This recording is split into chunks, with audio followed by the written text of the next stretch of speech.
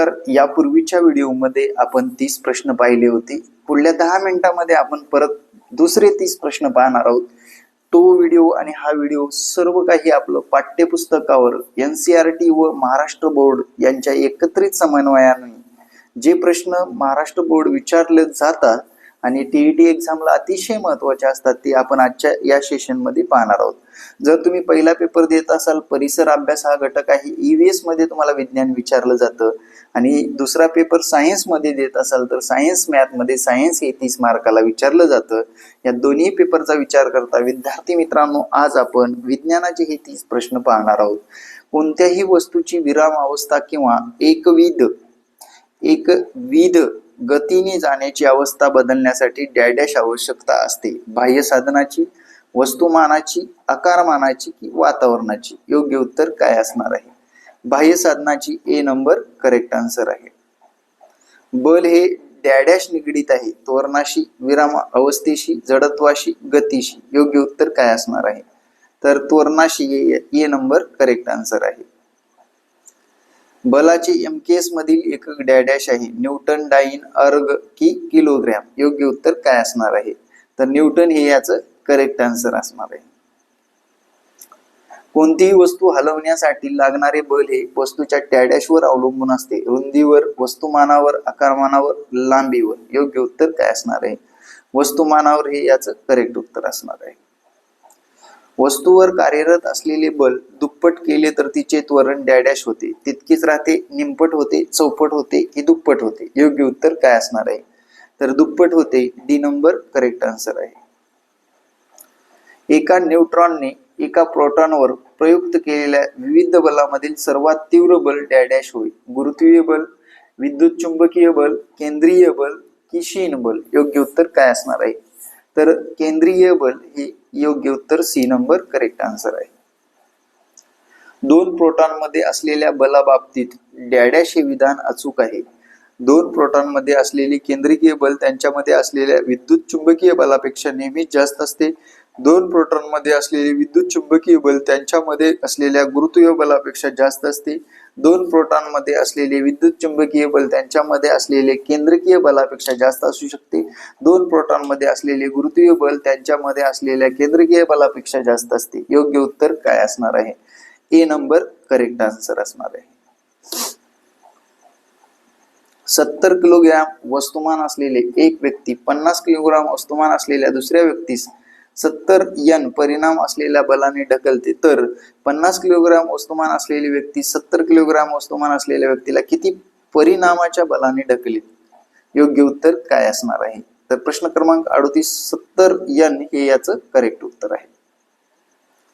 दोन वस्तूमधील अंतर जर r असेल तर त्याच्यामध्ये प्रयुक्त गुरुत्वीय बल डॅशवर अवलंबून असते. योग्य उत्तर काय असणार आहे? 39. प्रश्न क्रमांक 39 ड नंबर करेक्ट आन्सर आहे. केलेले कार्य डॅश असते. नेहमी धन, नेहमी ऋण, धन किंवा ऋण, नेहमी शून्य. योग्य उत्तर काय असणार आहे? तर केलेले कार्य धन किंवा ऋण असते. सी नंबर करेक्ट आन्सर आहे. तुमच्या शरीराची स्थितीज ऊर्जा कमीत कमी असते जेव्हा तुम्ही खुर्चीवर बसलेले असता, जमिनीवर बसले असता, जमिनीवर झोपलेले असता, जमिनीवर उभे असता. योग्य उत्तर काय असणार आहे? तर तुम्ही जमिनीवर झोपलेले असता तेव्हा तुमची ऊर्जा कमीत कमी असते. 10 किलोग्रॅम वस्तुमान असणारी वस्तू बलाचा उपयोग करून 3 मीटर अंतरावर वर उचलली असता लावलेल्या बलाने केलेले कार्य डॅश असेल. 30 जूल, 147 जूल, 29.4 जूल की 294 जूल? योग्य उत्तर काय असणार आहे? तर या प्रश्नाचं ड नंबर 294 जूल हे डी नंबर करेक्ट आन्सर आहे. स्प्रिंग दाबली असता स्प्रिंगची स्थितीज ऊर्जा वाढते, कमी होते, तितकीच राहते, शून्य होते? योग्य उत्तर काय असणार आहे? तर वाढते हे याचं करेक्ट उत्तर आहे. MKS पद्धतीत कार्याची एकक डॅश असते. जूल, अर्ग, डाइन, किलोग्रॅम? योग्य उत्तर काय असणार आहे? ए जूल हे करेक्ट आन्सर आहे. सरळ अवृत्त गतीने फिरणाऱ्या पदार्थ कणाच्या दोलनकाला म्हणजे त्याच गतीत एकाच स्थान बिंदूवर लागोपाठ 2 वेळा येण्याच्या मधल्या कालावधी होय. हा स्थान बिंदू म्हणजे डॅश.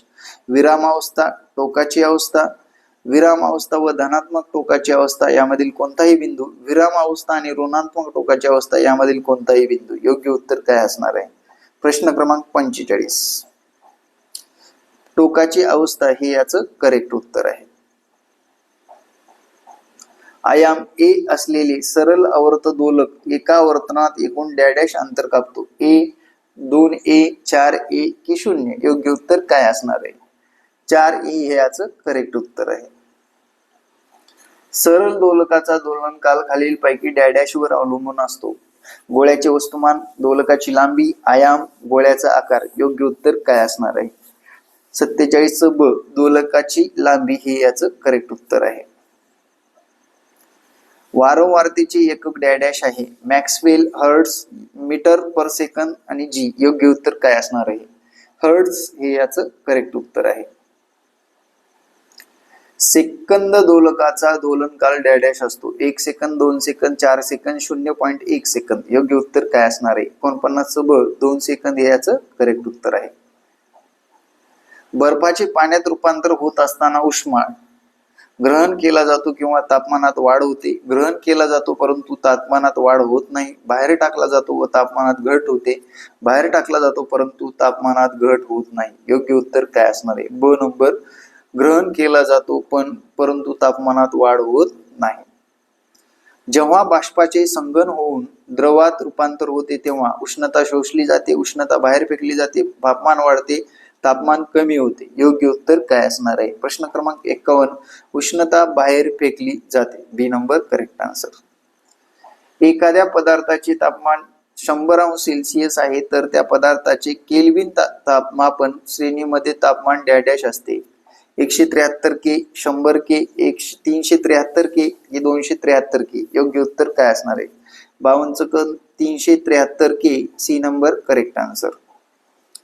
पदार्थाचे तापमान डॅश दर्शवते. पदार्थाच्या रेणूमधील एकूण ऊर्जा, पदार्थाच्या रेणूची एकूण गती, पदार्थात असलेली उष्णतेची पातळी, पदार्थामधील रेणूंची संख्या. योग्य उत्तर काय असणार आहे? तर पदार्थात असलेली उष्णतेची पातळी ही तापमान दर्शवत असते. लक्षात घ्या. पदार्थांना उष्णता दिली असता त्या पदार्थाच्या रेणूची हालचाल मंदावते, ऊर्जा गमावली जाते, ऊर्जा वस्तुमान वाढते, हालचाल जोरात चालते. योग्य उत्तर काय आहे? 54 ड, हालचाल जोरात होते हे याचं करेक्ट उत्तर आहे. तर विद्यार्थी मित्रांनो, तुम्हाला जर क्लास लावायचे असतील, डिटेल मध्ये शिकायचं असेल, कन्सेप्ट वाईज शिकायचं असेल तर हा माझा संपर्क क्रमांक आहे. तुम्हाला टेस्ट सिरीज हव्या असतील, लाईव्ह प्लस रेकॉर्ड क्लास हवे असतील आणि सर्व विषयाच्या नोट्स हवे असतील तर नक्कीच संपर्क साधायला विसरू नका. चला मित्रांनो, पुढला प्रश्न बघू. आंतरवक्र आरशाने तयार केलेली प्रतिमा डॅश असते. नेहमी आभासी व सुलटी, नेहमी वास्तव आणि उलटी. पदार्थ नाभीय बिंदू आणि ध्रुवाच्या मध्ये ठेवला असेल तर आभासी, पदार्थ नाभीय बिंदूच्या पलीकडे असेल तर अभासी. योग्य उत्तर काय आहे? 55 नंबर क. सी नंबर ई करेक्ट आन्सर आहे. नेक्स्ट घ्या. एका अंतर्गत आरशासमोर 30 सेंटीमीटर अंतरावर एक पडदा ठेवला आहे. दोन्हीच्या मध्ये एक पदार्थ ठेवला आहे. आरशापासून कितीही अंतरावर पदार्थ ठेवला तर पडद्यावर त्याची प्रतिमा दिसली नाही, म्हणून आरशाची नाभीय अंतर काय होईल? प्रश्न क्रमांक 56. तर 30 सेंटीमीटर पेक्षा जास्त असायला हवे. बी नंबर करेक्ट आन्सर.